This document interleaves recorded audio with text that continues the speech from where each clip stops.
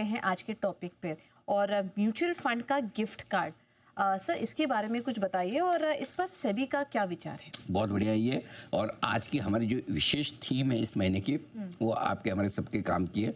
कभी भी आप लोगों को, मुझे, पूजा जी या किसी और को गिफ्ट करने का मन करे तो ये जानना समझना जरूरी है।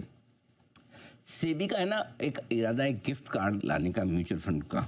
और इसमें क्या होता है, जैसे आप गिफ्ट कार्ड होता है, अब सपोज आपके बर्थडे पे किसी को शॉपिंग वाउचर देते हैं, कोई गिफ्ट कार्ड देते हैं कि आपकी जो मर्जी है आप अपनी पसंद से अपना खरीद लो। होता है ना, कई बार मुझे पता चला यार इसको क्या गिफ्ट दूँ पता नहीं, लेकिन मुझे 5,000 रुपये खर्च करने हैं, चलो मैंने 5,000 रुपये का एक गिफ्ट वाउचर दे दिया। भाई ये फलाना शॉप का है, जाके खरीद लेना अपने हिसाब से। करेक्ट। ऐसा ही एक प्लान सेबी का चल रहा है। किसी को भी आप म्यूचुअल फंड गिफ्ट कार्ड कर सकते हैं, किसी को भी, ठीक है, किसी को भी, नॉट ऐसे कि आपके रिलेटिव ही होनी चाहिए, कोई भी हो सकता है, एनीवन, ठीक है। जिसको मिला है गिफ्ट, फॉर एग्जांपल आपने मुझे दिया, मुझे मिला है, तो मैं उससे जाके म्यूचुअल फंड की यूनिट्स खरीद सकता हूँ। कौन सी यूनिट खरीद सकता हूँ? जो मेरी मर्जी है। ऐसा नहीं कि आप लिख के भेजेगा कि अनिल जी को एक गिफ्ट वाउचर दिया जा रहा है, अनिल जी से फलाना फ्लेक्सी के फंड ही खरीदेंगे ना। आपने दे दिए पैसे, अब मेरे ऊपर है मैं कौन सा खरीदूं, ये चॉइस मेरी है, ठीक है। अब सेबी ने इस गिफ्ट वाले मामले पे पीपीआई के जरिए अपने सुझाव मांगे। ये अभी तक प्रपोजल है, रूल बना नहीं है, लेकिन प्रपोजल है। पीपीआई मतलब क्या? Prepaid payment instrument. एक तरह से वो आपका एक प्रीपेड कार्ड हो गया, लोडेड गिफ्ट वाउचर है, एक कार्ड, गिफ्ट कार्ड दे दिया कि इसमें 5,000 रुपये तक के अमाउंट है, आपको जो खरीदना खरीद लो। इस पर 14 अप्रैल तक पब्लिक कमेंट दिए जाएंगे और उसके बाद इस पर डिसीजन होगा। तो ये सर काम कैसे करेगा म्यूचुअल फंड गिफ्ट कार्ड? ये काम कैसे करे? सिंपल सी चीज़ है, बहुत ईजी है। पहली चीज़ तो इस म्यूचुअल फंड कार्ड के जरिए मैक्सिमम 50,000 रुपये तक का आप इन्वेस्टमेंट कर सकते हैं एक साल में, ठीक है। एक गिफ्ट पीपीआई की मैक्सिमम वैल्यू 10,000, यानी 10,000 रुपये से ज़्यादा का कार्ड नहीं दे। इसमें अच्छी बात है, कभी आपको लगता है कि किसी सामने वाले को ये लगे कि कम दिए, तो बोलते भाई क्या करें, 10,000 की लिमिट है तो आपको 10,000 रुपये में काम हो जाएगा। अच्छा, एक और इंटरेस्टिंग चीज, जितना भी गिफ्ट कार्ड है, 10,000 का है, 1,000 का है, 5,000 का है, 7,000 का है, एक ही बार में इन्वेस्ट करना पड़ेगा, पार्ट में नहीं कर सकते। अच्छा, एक ही बार में जितना आया, मतलब पार्शियली नहीं कर सकते, आंशिक उपयोग की अनुमति नहीं है। एक साल के भीतर आपको करना होगा, जो भी उसकी डेट है इश्यूएंस की। ऐसा नहीं कि मुझे आज मिला तो मेरे से यहाँ से एक साल गिनूंगा ना। जिस दिन आप मुझे गिफ्ट करें, जिस दिन आपने म्यूचुअल फंड से गिफ्ट खरीदा हो, गिफ्ट कार्ड खरीदा, मुझे एक साल के भीतर, अब आप मैंने 3 महीने पहले ही कर दिया कि 3 महीने बाद चलो अनिल जी की बर्थडे आ रही है 2 जून को, तब दूंगे, लेकिन मुझे फिर वो 2 जून से नहीं गिना जाएगा कि मुझे तो बर्थडे पे मिला था। नहीं, जिस दिन पूजा जी ने खरीदा है उसी दिन से गिनना पड़ेगा, ठीक है। एक साल तक इन्वेस्ट नहीं किया तो गिफ्ट पैसे मिल जाएंगे, ऐसा नहीं कि डूबने नहीं वाले हैं, ठीक है ना। आपने लिफाफा बनाया नहीं दिया तो आपके पास ही रह गया ना, बिल्कुल वैसे वाला हाल है। अब गिफ्ट लेने वाला आदमी, जैसे मुझे गिफ्ट मिला तो मैं कैसे इन्वेस्ट करूंगा?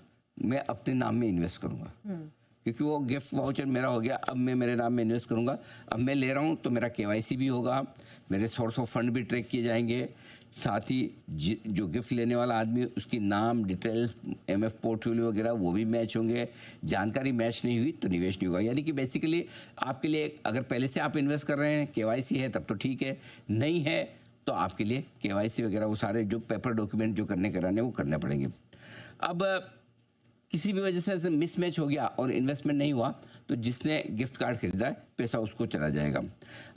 एक चीज़ और इंटरेस्टिंग है, ये नियम जो बनाया गया कि भाई जिसको मिल रहा है गिफ्ट वो जाके डाल दे, क्या फ़र्क पड़ता है। कभी कभी क्या होता है, कई लोग थर्ड पार्टी के थ्रू निवेश कर लेते हैं, तो कभी भी सेबी ये नहीं चाहेगी कि आप थर्ड पार्टी के थ्रू पैसा लगाएं, कि पैसे तो मेरे हैं, किसी और के नाम से गिफ्ट कार्ड करके लगा दिया।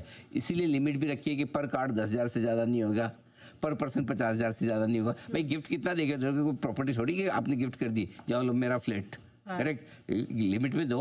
तो उस हिसाब से ये सारे रेगुलेशन बनाए।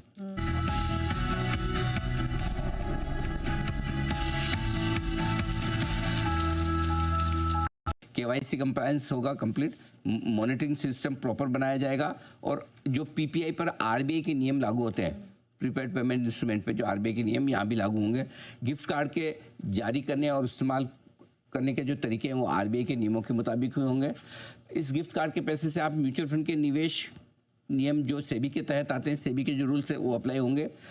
खास तौर से इसमें ये कि मनी लॉन्ड्रिंग, गलत इस्तेमाल करने जैसी चीज़ों पर सख्ती से मॉनिटरिंग होगी।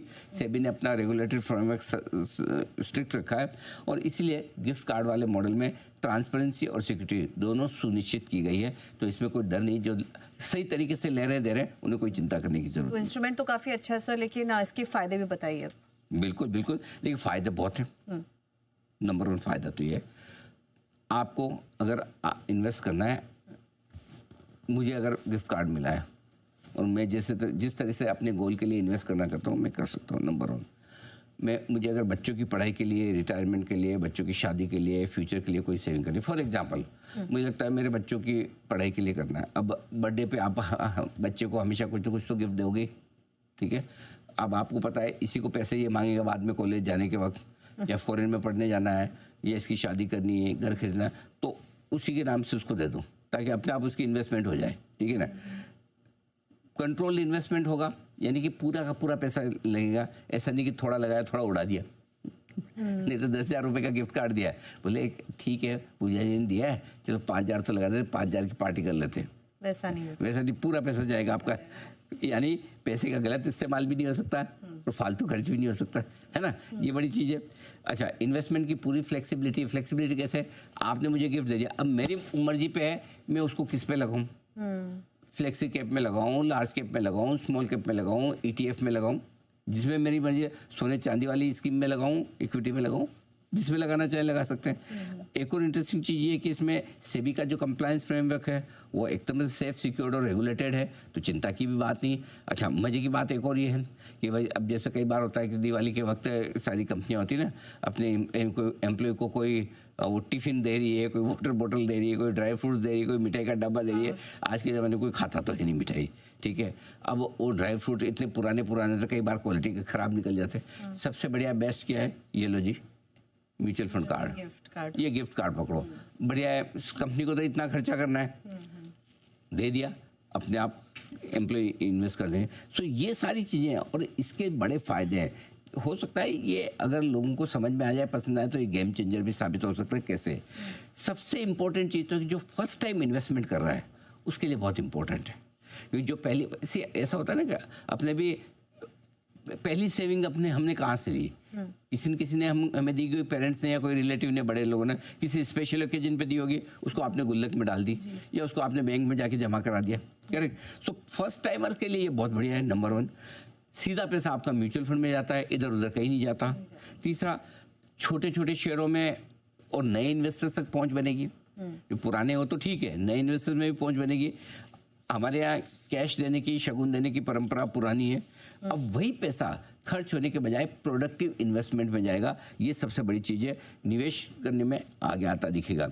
अच्छा, एक और बढ़िया चीज है कि जो कहते हैं कि अच्छी आदतें जितनी जल्दी लग जाए बढ़िया, और बुरी आदतें ना लगे तो ठीक। खर्चा करने की, आलतू फालतू पैसा खर्च करने की आदत कब लगती है? जब लोगों बच्चों के पास पैसा होता है नहीं तो क्या करेंगे। और अच्छी आदत कब लगती है? जब आप उनको बचपन में सिखा दो। तो बचपन में अगर आपने उनको इन्वेस्टमेंट सिखा दिया तो बहुत बढ़िया।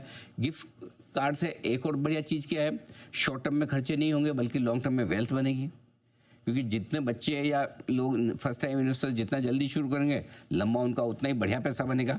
और साथ ही साथ कोई फेस्टिवल हुआ, होली दिवाली टाइप, जिसपे दिवाली वगैरह पे दिया जाता है, हैप्पी दिवाली टाइप, या वेडिंग में आप जाके लिफाफा दे रहे हो, है ना, कि भाई, या बर्थडे पर हुआ, इस पर ये फाइनेंशियल गिफ्ट का ट्रेंड बनेगा।